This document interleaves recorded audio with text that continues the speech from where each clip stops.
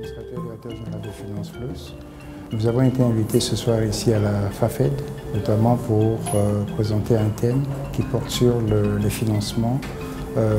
disponible pour les startups. Alors il faut dire que ces financements-là sont bel et bien disponibles sur le marché. Pour ce faire, il y a des conditions, il y a des priorités à remplir. Et ces priorités-là appellent, notamment de la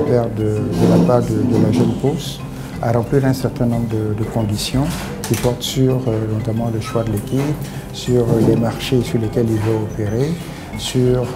notamment sa capacité donc à générer donc des flux et sur la présentation finale, j'allais dire, d'un plan d'affaires qui soit assez révélateur et qui montre un peu le potentiel de l'entreprise qu'il entend gérer. Alors, au niveau des financements disponibles sur le marché qui n'ont rien à voir avec les financements donc bancaires, il y a plusieurs types de financements qui parlent de financement participatif, notamment jusqu'au concours et bourses. Alors, vous avez donc le financement participatif, vous avez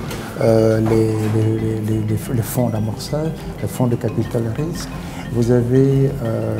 les business angels, qui sont donc autant de types de financements qui peuvent satisfaire, j'allais dire, les jeunes pousses, les jeunes entrepreneurs, notamment dans la recherche de financement pour soutenir leurs activités. Nous, aujourd'hui, nous encourageons vivement ces jeunes entrepreneurs à se tourner vers ce marché captif qui offre beaucoup de possibilités donc, de financement. Et bien avant, il faut que ces jeunes pousses-là soient vraiment prêtes, préparées donc en amont, capable de présenter un business plan qui soit assez révélateur et qui montre bien une équipe de management capable de gérer donc l'affaire, capable de connaître donc son marché, capable de générer donc des flux financiers donc importants sur le marché afin de pouvoir donc attirer à la fois des investisseurs institutionnels, des investisseurs donc privés et pourquoi pas même des banques,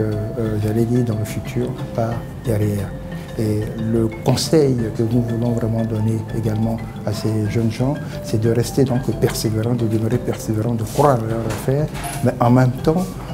si jamais ils sont confrontés à plusieurs couacs sur le marché, il est important qu'ils sachent se remettre en cause pour pouvoir donc rebondir. Donc il faut que ces entreprises demeurent persévérantes sur le marché,